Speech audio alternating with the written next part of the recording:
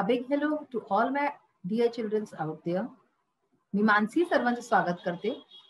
आजच्या या सेशन मध्ये आपण आपला जो चॅप्टर चालला आहे न्यूज अनालिसिस, म्हणजे बातम्या. न्यूज म्हणजे काय? बातम्या, त्यांचं अनालिसिस, त्यांचं विश्लेषण, की त्या कोणत्या प्रकारच्या असू शकतात, कसं त्यांना वाचायचं, कोणत्या वाचायच्या असतात, ऐकायच्या असतात, किंवा आपल्याला कसं त्यांच्यामध्ये सही गलतचं ज्ञान असावं या बाबतीत आपण वाचतो आहे. तर आता आपण आणि पुढे वाचूया की याच्यात या चॅप्टर मध्ये काय गोष्टी आहेत. चला आपण वाचूया news analysis. So as you all know, in the last session we have read about की न्यूज किती प्रकारच्या असू शकतात, कोणकोणत्या असतात, त्याच्याबरोबर काय ऍडजेक्टिव्ह आपण लावतो, आणि रिलायबल न्यूज आहे, अनरिलायबल न्यूज आहे, याच्याच बरोबर न्यूज वाचायची काय पद्धत आहे, आणि आपल्याला कोणत्या न्यूजवरती ट्रस्ट केलं पाहिजे, नाही केलं पाहिजे, आपल्याला आपलं दिमागचा इस्तेमाल केला पाहिजे, या सगळ्या गोष्टींच्या बद्दल आपण वाचलं. आता पुढे वाचूया आपण. Read the news items given in A, B, C and D. आता पुढे जे आहे आपण चॅप्टर मध्ये ABCD या 4 ह्याच्यामध्ये सेक्शन्स मध्ये न्यूज आयटम्स दिलेले आहेत, की बातम्यांचे प्रकार दिलेले आहेत. You may have heard phrases like breaking news, shocking news etcetera. तर तुम्ही नक्कीच हे जे फ्रेजेस आहे, असे वाक्यांश न्यूज बरोबर ऐकले असाल, जसे की ब्रेकिंग न्यूज आहे किंवा शॉकिंग न्यूज आहे, असे सगळे. In what other ways can we describe a piece of news? आणि कोणत्या प्रकारे आपण जे आहे एक पीस ऑफ न्यूजला, एक कोणता बातमींचा प्रकार असतो त्याला, आणि कसं आपण त्याला डिस्क्राईब करू शकतो, सांगू शकतो. Suggest suitable adjective. तर सुटेबल ऍडजेक्टिव्ह जे सही विश्लेषण आहे ते आपल्याला सजेस्ट करायचे. Then form groups of 4 or 5 and discuss the questions given with each piece of news. आणि त्याच्यानंतर आपल्याला प्रत्येक न्यूज बातम्यांच्या खालती काही क्वेश्चन आन्सर्स दिलेले आहेत, जे की आपण डिस्कस करू आणि त्यांना बघू. इफ यू रिमेंबर, आपण मागच्या सेशन मध्ये अशाच प्रकारे एक क्वेश्चन आन्सरचं सेशन केला होता, ज्यात पाहिलं होतं की काय प्रश्नोत्तर होऊ शकतात. क्लोज्ड शूजच्या बाबतीत होतं, तेच आज आपण वाचणार आहे. तर चला पाहूया. न्यूज अनालिसिस ए. तर फर्स्ट जी न्यूज आहे ती काय आहे? Close shoes not allowed in examination halls. आपण याचे जो क्वेश्चन आन्सरचा जो सेशन आहे तो केलेला आहे. न्यूज बघूया की काय ऍक्च्युअली न्यूज काय आहे याच्यामध्ये. तर closed shoes not allowed in examination halls. अर्थ काय झाला याचा? क्लोज शूज म्हणजे जे बंद जोडे असतात ते जे आहे एक्झामिनेशन हॉलच्या आत, परीक्षेचा जो हॉल आहे, परीक्षेचा कक्षच्या आत, तो अलाउड नाहीये, की ते घालून मुलं नाही येऊ शकत. आता आपण हा वाचूया याला. बेंगलुरू. तर बेंगलुरू ची ही खबर आहे. सगळ्यात आधी आपण जिथे वाचतो न्यूज, तर त्याच्यात ती जागेचं नाव दिलं असतं, ती कुठली घटना आहे. घटना आपल्या शहरची पण होऊ शकते, दुसऱ्या शहरची पण होऊ शकते. जर तुम्ही न्यूजपेपर वाचत असाल तर तुम्हाला ही गोष्ट नीट प्रकारे माहिती असेल. तर this news is of Bengaluru. Shivam institute of innovative technology Bengaluru has recently issued a list of do's and don'ts for candidates taking the entrance test to the prestigious institute this year. काय म्हटलं जातं इथे? की बेंगलुरू मध्ये Shivam institute of innovative technology Bengaluru ही जी जागा आहे, की टेक्नॉलॉजीचा जो इन्स्टिट्यूट आहे, इथे ह्यांनी एक आत्ताच रिसेंटली म्हणजे काय, आत्ताच एक इश्यू केलाय, म्हणजे जाहीर केलाय एक लिस्ट. कसली list? Of dos and don'ts. Dos म्हणजे जे करायचं असतं आणि डोंट्स म्हणजे जे नाही करायचं असतं. ठीक आहे ना? तर डोंट्सचं काय फुल फॉर्म असतं? Do not. तर अशा प्रकारे डूज अँड डोंट्सचं एक त्यांनी इश्यू केला आहे, की काय वस्तू करायच्या आहेत आणि काय नाही करायच्या आहेत एक्झामच्या संबंधित. For candidates. हे कुणाकरता केलंय? कॅन्डिडेट्स साठी केलंय, जे परीक्षा देणारे असे कॅन्डिडेट्स साठी आहे. Taking the entrance test. ते कॅन्डिडेट्स जे की एंट्रन्स टेस्ट देणार आहे. एंट्रन्स टेस्ट म्हणजे काय असतो? कोणताही एक्झाम वगैरे जो दिला जातो, जो की कोणत्या एका पर्टिक्युलर कोर्समध्ये आपल्याला जर यायचं आहे, कोर्स करायचा आहे आपल्याला, तर काही काही कोर्समध्ये एंट्रन्स टेस्ट असतात, जे की क्लिअर करून तेव्हाच तुम्ही तो कोर्स करू शकता. तर अशा प्रकारचा एक एंट्रन्स टेस्ट आहे या इनोव्हेटिव्ह टेक्नॉलॉजीचं, Shivam institute of innovative technology. तर ह्यांनी एक डूज अँड डोंट्सचा लिस्ट दिलाय कॅन्डिडेट्स करता, जे की एंट्रन्स टेस्ट देणारे to the prestigious institute this year. या वर्षी जे लोक एंट्रन्स टेस्ट देतात आहेत, प्रवेश परीक्षा, या प्रेस्टिजियस म्हणजे की इतकी नामचीन, इतकं मोठं जे इन्स्टिट्यूट आहे त्याच्यामध्ये याय करता. The candidates will not be allowed to enter the examination hall wearing closed shoes, boots, even socks. तर आता ह्याच्यात काय सांगितलं गेलं की जे कॅन्डिडेट्स आहेत, जे लोक परीक्षा देणारे कॅन्डिडेट्स आहेत, त्यांना अलाउ नाही केलं जाईल एंटर करायला एक्झामिनेशन हॉलमध्ये, परीक्षे हॉलमध्ये ते एंटर नाही करू शकत जर त्यांनी जोडे घातलेत, बंद जोडे, किंवा बूट्स घातले आहेत, किंवा इव्हन सॉक्स सुद्धा घातले असतील तर त्यांना आत नाही येऊ दिलं जाईल. याचा अर्थ हा आहे की त्यांना साध्या चपला घालून यायचं आहे, जे की चप्पल कशी असते, आपण जर फुटवेअर मध्ये चपलांना बघू, स्लीपर्सला बघू, तर त्या उघड्या असतात, त्यात आपला पाय पूर्ण दिसतो. तर ते असे चपला घालून यायचे, जोडे, मोजे वगैरे हे सगळे अलाउड नाहीये. Other items which will not be allowed inside include mobile phones. आता अनेक कोणते आयटम्स आहेत जे की आत जाण्याकरता अलाउड नाही केले जातील. जोडे तर आहेत, जोडे मोजे, ह्याच्याशिवाय जे आयटम्स आहेत जे की आत घेऊन नाही जाऊ शकत कोणी कॅन्डिडेट्स, ते आहेत मोबाईल फोन्स, मायक्रोफोन्स. मायक्रोफोन्स म्हणजे काय, छोटेसे असतात तिथे लागलेले आणि त्याच्याशी गोष्टी करू शकतात, ठीक आहे ना, किंवा असे कानात लावायवाले. इयर प्लग्स म्हणजे तेच कानाचा जो असतो इयर प्लग्स. कॅल्क्युलेटर्स नाही घेऊन जाऊ शकत कोणी. And other electronic gadgets. अशाच प्रकारे जितकेही इलेक्ट्रॉनिक सामान असतात, त्यात घडी वगैरे पण येते. बरं, मी तुम्हाला सांगितलं होतं मागच्या सेशन मध्ये की आजकाल स्मार्ट वॉचेस वगैरे येतात, तर ते सगळं काही पण अलाउड नाही होईल. पाउचेस, पाउच वगैरे जे असतील, प्रिंटेड और ब्लँक पेपर्स. पेपर्स कोणी नाही घेऊन जाऊ शकत कोणत्याही प्रकारचं, प्रिंटेड असो किंवा ब्लँक असो. अँड इवन पेन्स, आणि पेन्स सुद्धा नाही घेऊन जाऊ शकत. The pens will be provided in the hall by the invigilators. Pen सुद्धा जे आहे हॉलमध्ये जे इन्व्हिजिलेटर्स राहतील, म्हणजे की जे परीक्षा घेतील मुलांची, ते लोक त्यांना देतील. तर पेन सुद्धा अलाउड नाहीये बाहेरची. तर हा एक न्यूज आयटम आता आपण वाचला, जो की ह्याच्या बाबतीत होता की जे कॅन्डिडेट्स आहेत ते एक्झामिनेशन द्यायकरता एक्झामिनेशन हॉलमध्ये जोडे वगैरे घालून नाही जातील.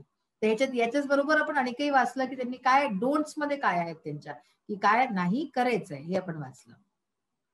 बघा, हे क्वेश्चन्स आपण जे आहे वाचून चुकलेले आहोत, करून चुकलेले आहोत.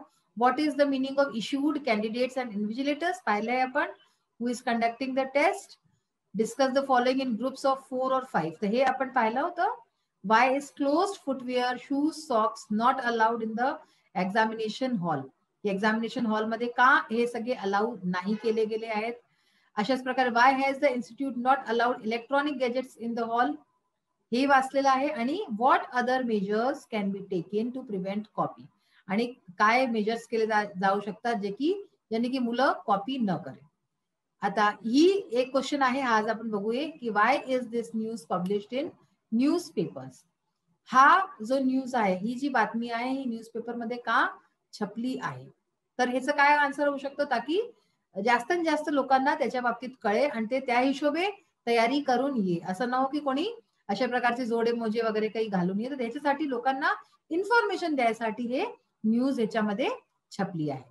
नेक्स्ट न्यूज आहे आपली, Ritika takes a break from acting. This we will read in our next session. ह्याच्यामध्ये काय म्हटलं जाते की रितिका म्हणजे की ऍक्टिंग पासून संन्यास घेणार आहे. Text a break. ब्रेक म्हणजे की संन्यास नाही, थोडे दिवस काम नाही करणार आहे. न्यूज काय आहे that we will read in the next session. So now you can see this question, जे आता आपण डिस्कस केलं होतं की ही news, why is this news published in newspapers. ही जी न्यूज होती, closed shoes not allowed in examination halls, ही न्यूज न्यूजपेपर मध्ये का आली, पेपरमध्ये का आली. The news is published in the newspaper as a warning to all concerned. तर ती ऍज अ वॉर्निंग आली, चेतावणी स्वरूप आली आहे जितकेही लोक ती परीक्षाशी संबंधित आहे, देणार आहेत. Also to spread awareness among parents, आणि त्याच्याच बरोबर जे पेरेंट्स आहे, जे छात्रांचे कॅन्डिडेट्सचे, त्यांना त्यांच्या माहिती करता. Students and the school management and to prevent copying cases. ह्याच्या जे कॅन्डिडेट्स आहेत आणि पेरेंट्स आहेत त्यांना, स्टुडंट्स आहेत त्यांना, आणि जे शाळेचे जो मॅनेजमेंट आहे ह्यांना, आणि and to prevent copying cases. आणि ह्याच्याच बरोबर या लोकांना जाणकारी त्याच्या बरोबरच की अशा प्रकारचे जे कॉपिंग केसेस आहेत, जे नकल वगैरे जे करतात मुलं, त्यांना हे सगळं कळून जाईल आणि ते असं काहीच न करे, काही करायची सोचे सुद्धा नाही. तर यासाठी हे न्यूजपेपर मध्ये दिलं गेलं आहे. आता बघा, Ritika takes a break from acting, आता आपण वाचलं होतं जे न्यूजची हेडलाईन वाचली आपण की रितिका एक ब्रेक घेते ऍक्टिंग पासून. Guess the meaning of most highly paid revealed sign films.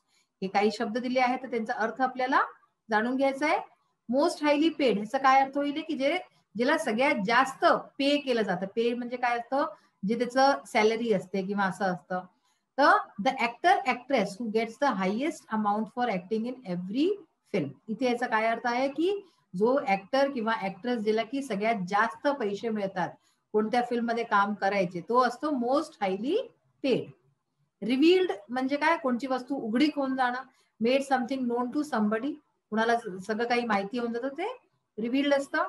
Sign film म्हणजे जसे की ऍक्टर ऍक्ट्रेसेस असतात ते लोक साईन करतात फिल्म्स ना, फिल्मचं काही अग्रीमेंट वगैरे असत असतील नाही ना, तर त्याला साईन करणं. To sign a legal agreement, legal agreement sign करतात with the producer for acting in the film. Producer बरोबर एक अग्रीमेंट साईन करायची त्या फिल्म मध्ये ऍक्ट करायचं, की त्यात हे सगळं लिहिलं असतं की किती वेळात होईल, त्यात किती पैसे मिळतील आणि बहुत काही गोष्टी लीगल जे असतात त्या ते सगळे राहतील. What words are used for the following in the news item. हे इथे काही न्यूज आयटम्स दिले आहेत, त्याच्याकरता कोणते शब्द यूज झाले आहेत. फिल्म इंडस्ट्री, याच्यासाठी बॉलिवूड यूज झाला आहे. समथिंग, बॉलिवूड तुम्हाला माहिती आहे की बॉलिवूड कशाला म्हणतात, आपली जी फिल्म इंडस्ट्री असते त्याला बॉलिवूड म्हणतात. Something on which a lot of money is spend, अशी कोणती वस्तू ज्याच्यावरती खूप सारा पैसा लागलेला आहे त्याला काय म्हणतात, बिग बजेट मूवी. ठीक आहे, खूप म्हणजे खूप पैसा लागला त्याच्यात, that is big budget movie. Guess why aunt is a big budget movie. आपल्याला सांगायचं आहे की का आंट, हे आपण जेव्हा आता नेक्स्ट सेशन मध्ये आपण वाचू आपण आपली न्यूज तेव्हा कळेल. तर आंट ही एक बिग बजेट मूवी का आहे, मोठी म्हणजे खूप पैसा लागला अशी मूवी का आहे. Cast of the movie must be very famous stars. तर ह्याचं कारण होऊ शकतं की जी कास्ट आहे फिल्मची, जी कास्ट म्हणजे जे हिरो हिरोईन वगैरे घेतले आहेत ते लोक फार पैसे घेणारे आणि फेमस स्टार्स असतील. Their fees must be very high, त्यांची फीस खूप जास्त असेल. Expenses on technology from foreign countries and attractive fabulous locations. जी टेक्नॉलॉजी, जी तकनीकचा यूज केला गेलाय फॉरेन कंट्रीजून केला गेलाय म्हणून महाग आहे. आणि अट्रॅक्टिव्ह फॅब्युलस लोकेशन्स, जे लोकेशन्स अक्सर काय करतात लोक विदेशांमध्ये जाऊन फिल्म्स जे आहे आपले करतात, तर म्हणून हे सगळे कारण होऊन जातात की बिग बजेट मूवी होऊन जाते, पैसा खूप लागून जातो. Must have cost the producer heavily, तर या सगळ्या कारणाने प्रोड्युसरचा खूप पैसा खर्च झाला असेल म्हणून that is called a big budget movie. Can you think of other reasons for Ritika's decision. काय तुम्ही अनेक कोणते रिझन सोचू शकता की रितिकाने हा डिसिजन का घेतला, हा निर्णय का घेतला असेल फिल्म मधनं ब्रेक घ्यायचा काही दिवसाकरता. She must be tired of acting for a long time, होऊ शकतं की ती ऍक्टिंग करून थकून गेली असेल आता. She might be choosing some different career business, हे होऊ शकतं की ती कोणतं दुसरं काही कॅरियर करणं चाहत असेल, ऍक्टिंगच्या व्यतिरिक्त काही दुसरं काही करणं चाहत असेल. She must have thought of retiring when she was at the top. होऊ शकतं की ती टॉपची ऍक्ट्रेस आहे तर म्हणून ती सुचत असेल की मी आत्ताच आपलं रिटायर करून घेऊ, ह्याच्यापेक्षा की मी उद्याला माझं कमतर होऊन जाय, त्याच्या आधीच मी रिटायर होऊन जाऊ. आणि शी माइट बी गेटिंग मॅरिड, होऊ शकतं की तिचं लग्न होत असे, ती लग्न करत असे म्हणून ती रिटायर होती. What will be Ritika's reaction to this news. रितिकाचं काय रिएक्शन असेल या न्यूज वरती. सपोज तिने न्यूज वाचली तर तिचं काय रिएक्शन होईल. Ritika will refuse to give any reason for her decision. तर होऊ शकतं की रितिका रिफ्यूज करून दे, मना करून दे कोणताही कारण द्यायला आपल्या या निर्णयासाठी, की ती नाही सांगेल की काय कारण आहे. Or she will not make any comment, किंवा ती कोणतं कमेंटच ना करे, काही बोलेच ना त्याच्यावरती. She might call a press conference to clear the things. आणि हे होऊ शकतं की ती एक प्रेस कॉन्फरन्स बोलवे ताकी त्या ती सगळं आपलं जे काही आहे का करते ती असं सगळं सांगू शकेल. त्याच्यातनं काही पण होऊ शकतं. सो आज आपण अनेक एक न्यूज वाचली, त्याचे डिफरंट एस्पेक्ट्स वाचले की कसं प्रकारे असतं. इन द नेक्स्ट सेशन आपण जे आहे हे रीड करू की रितिकानी ऍक्टिंग पासून का संन्यास घेतला, हा जो न्यूज आहे त्याच्या बाबतीत आणि काही पुढची न्यूज वाचूया. So till then bye, have a nice day, thank you, have fun, be safe.